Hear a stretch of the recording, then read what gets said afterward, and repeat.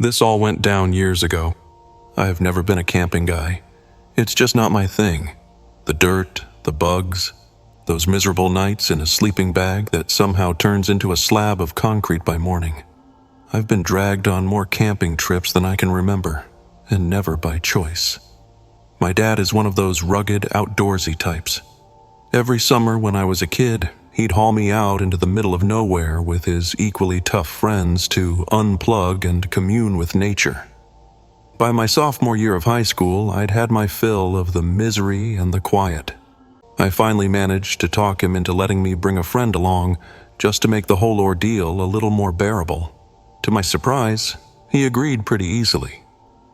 So I brought my buddy Charles. You'd think bringing Charles would have made it worse, since he was a hardcore Boy Scout and genuinely loved the whole camping scene. But Charles was cool about it.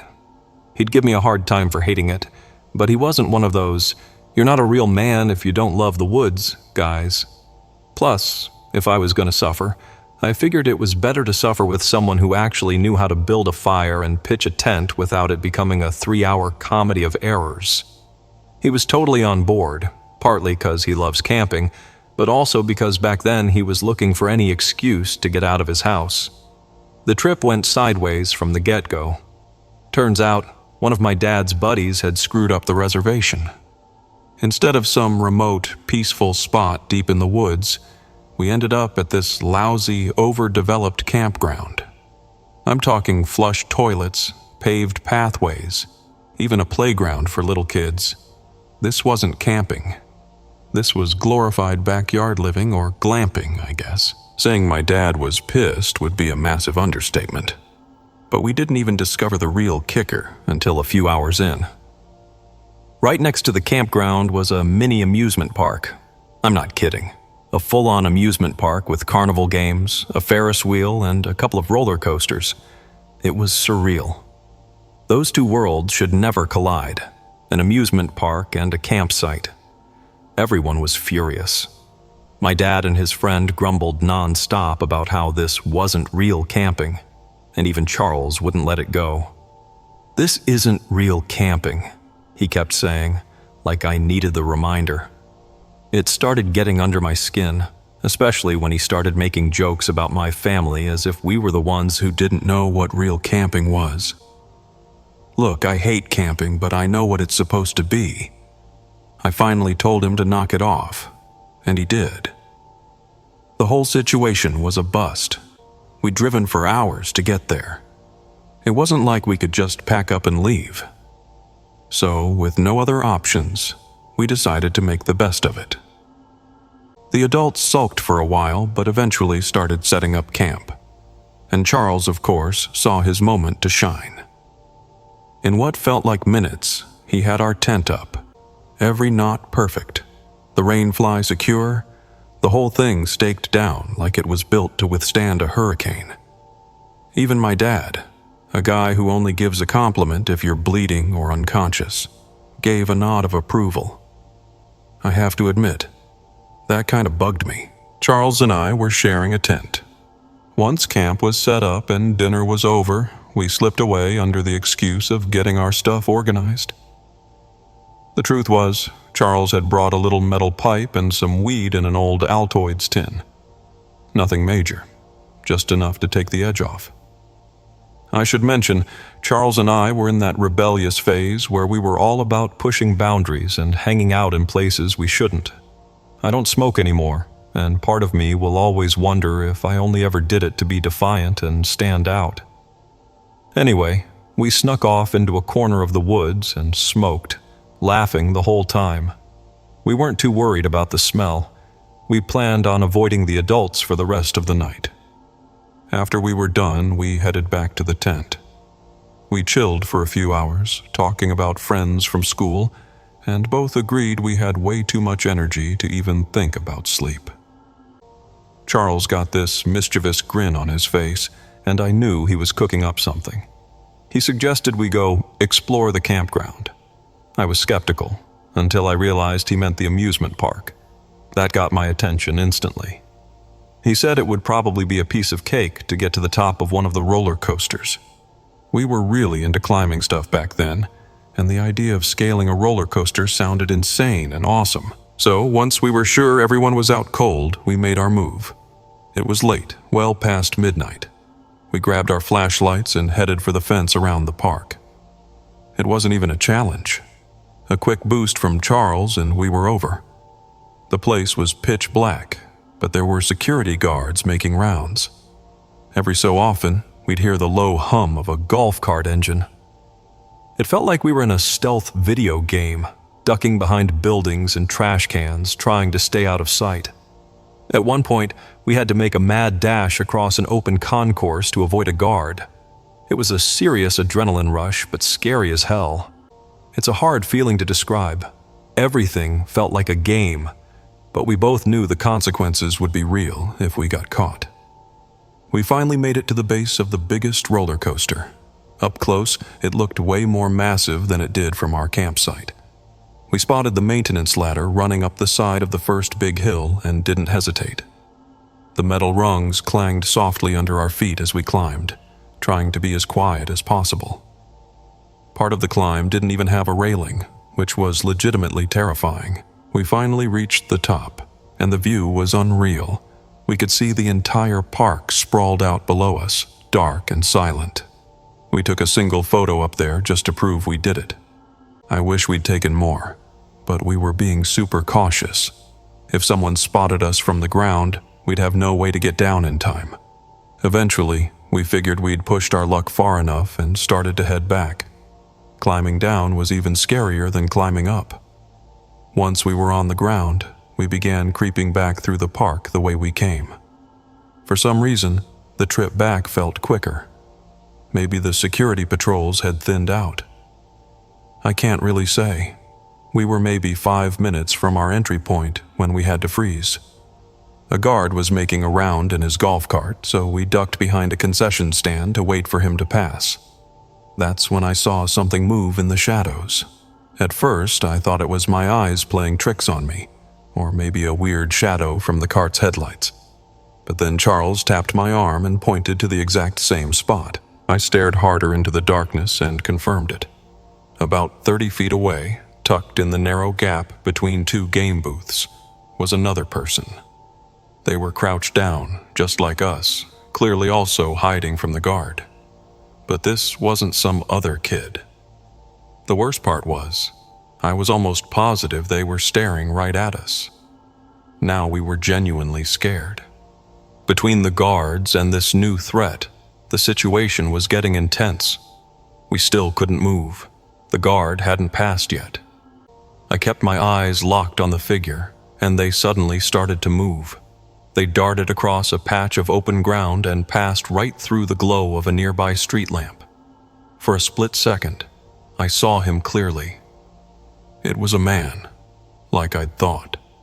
He was wearing ragged, torn clothes and had this awkward, limping run, like he was hurt. But none of that was as chilling as the dark, wet smear all across his face. It looked like blood. Charles saw it too, and the look we exchanged was pure terror. The man disappeared back into the shadows. The guard finally passed, and we didn't waste a second. We didn't say a word as we hurried back to the fence. I kept looking over my shoulder every few seconds, convinced we were being followed, but we never saw him again. We scrambled over the fence, dropped down on the other side, and this time, there was no laughter. All I wanted was to be back in the relative safety of our tent. I could tell Charles felt the exact same way. When we got back, neither of us even mentioned sleep. We just lay there in our sleeping bags, trying to process what we'd seen. The best theory we could come up with was that it was some homeless guy, maybe on drugs or something. A weak explanation, I know, but it was all our teenage brains could muster. The next morning started out normal. We got up, ate some breakfast, and started packing our gear to go fishing. But around 10 a.m., a campground employee came around and made an announcement for everyone to hear. He told us a man had been stabbed and killed the night before at a lake about 4 miles away. The suspect was still at large, and the sheriff's department had asked all the local parks and campgrounds to be on high alert. They described him as a disheveled white male in his late 30s, shirtless, and likely to have blood on him or his clothing. Then they told us all to pack up and leave for our own safety. Charles and I locked eyes. We knew instantly. It was the guy we saw. We kept our mouths shut. We didn't tell my dad. We didn't tell the Rangers. And to this day, I don't have a good reason why. I know I'll get flack for it, and I should. But at that age, my main concern was staying out of trouble ourselves. I still kick myself for not saying anything. What if my statement could have helped catch him, and he went on to hurt someone else? I'm still close with Charles. We went to the same college, graduated together, and work in similar fields. But this is one story we almost never talk about. If I'm being honest, I think Charles carries way more guilt about it than I do. Mistakes and regrets aside, it's insane to think that my friend and I were just feet away from a murderer on the run.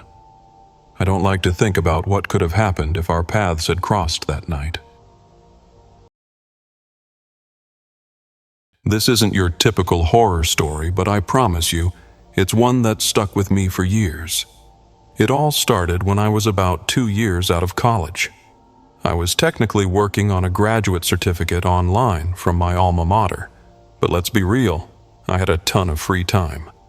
I was in that phase of life where I was bouncing from one random gig to the next, just trying to fill the hours and stack a little cash. Let's just say Indeed.com was my best friend back then. I'm pretty sure 90% of my leads came from that one site. I was getting sick of door dashing around the same 6 neighborhoods for what felt like minimum wage. I needed a change of pace. So, one night, I'm scrolling through Indeed, and I stumble on this intriguing listing. It was for a private lifeguarding job at a hotel a few towns over.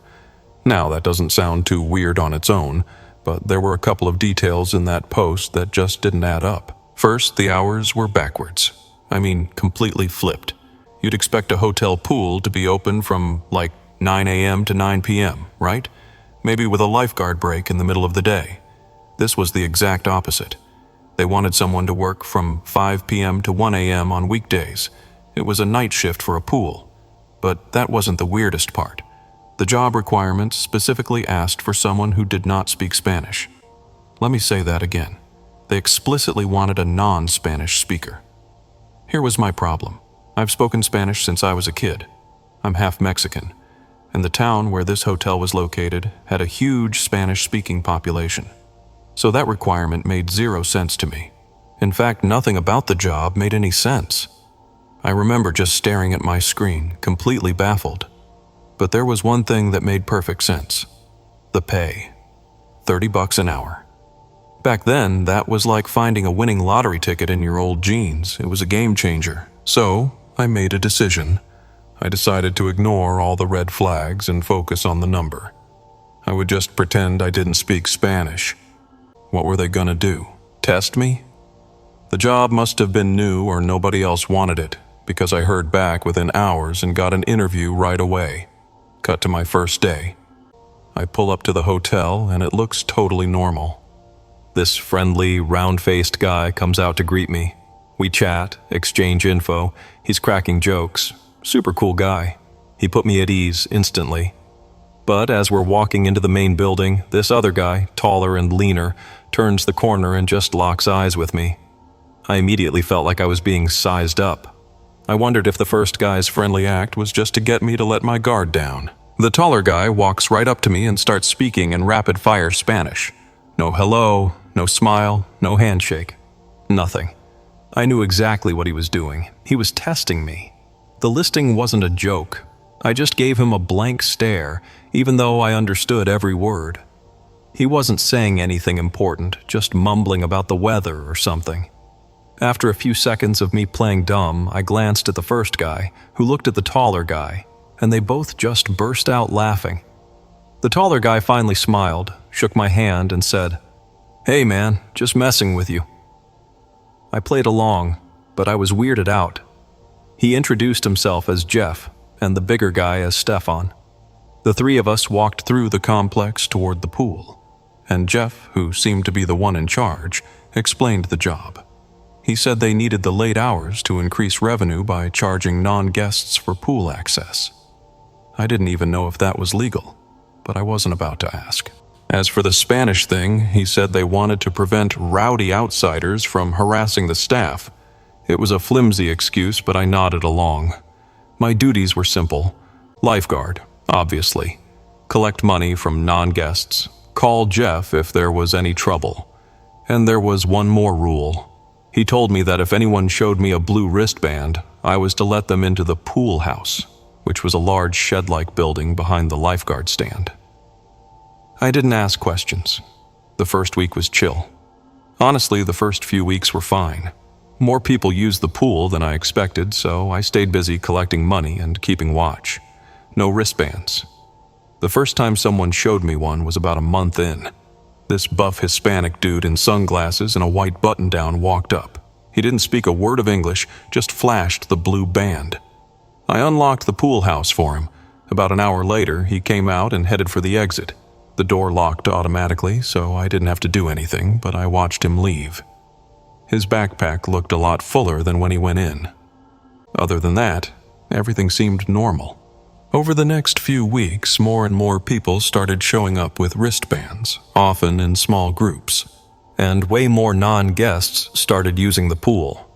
I was collecting a lot more cash. Then I noticed something strange. I was collecting too much cash.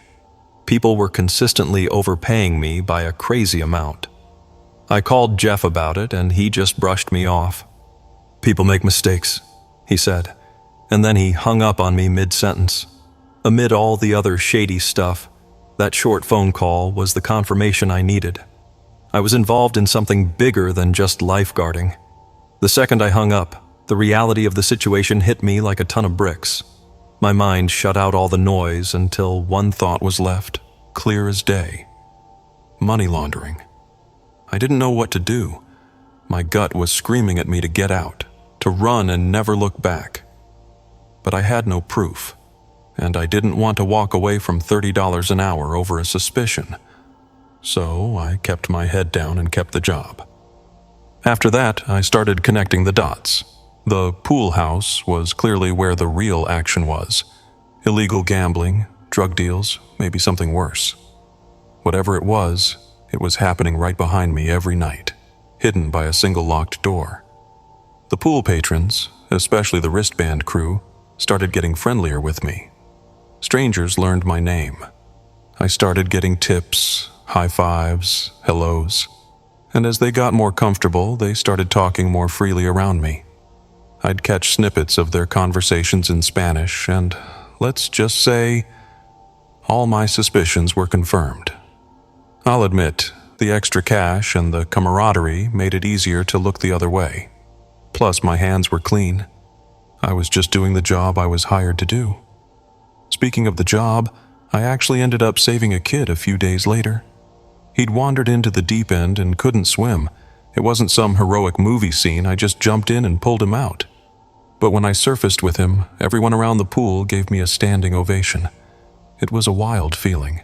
Later, Jeff came down and thanked me personally. He said he owed me his life. That's when I realized the kid I saved was his son. The next day, Jeff, Stefan, and a bunch of other guys, some I recognized as wristband wearers, were all waiting at the gate for me with a glass of wine.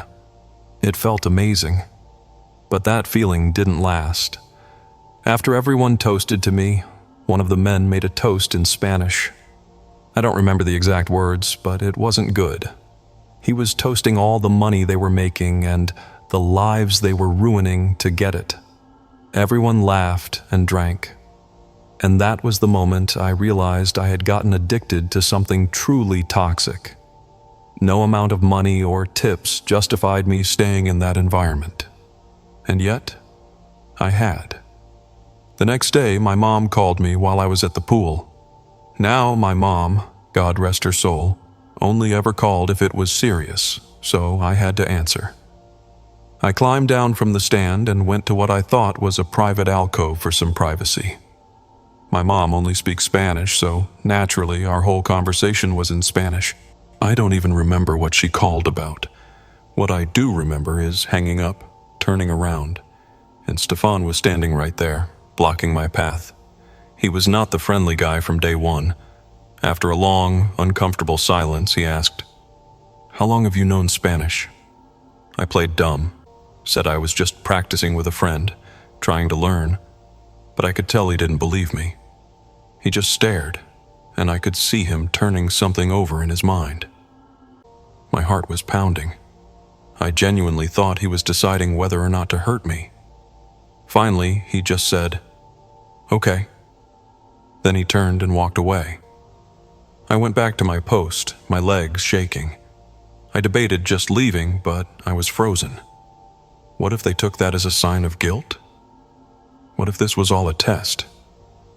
They probably knew where I lived. These thoughts raced through my mind as I sat there, praying, stuck to that chair. A few minutes before my shift ended, he came back. He told me to come an hour early the next day because he had a new opportunity for me. Then he handed me a couple $100 in cash and walked back into the hotel. When I left that night, I never went back. No way. That situation had no good ending. I don't think I was ever followed home, but for months afterward, I was a wreck. Every strange van or car on my street sent a chill down my spine. I spent countless nights lying awake, thinking about it. Even now, there are things I don't get. They were obviously moving product. I know that. But why they even needed me is a mystery. My best guess is they needed a legit-looking employee on the payroll, someone to play clueless if the cops ever rolled up. Who knows? I still believe I was inches away from something really bad that day. It might sound dramatic, but I'm telling you, the way Stefan was looking at me, there was only one thing on his mind.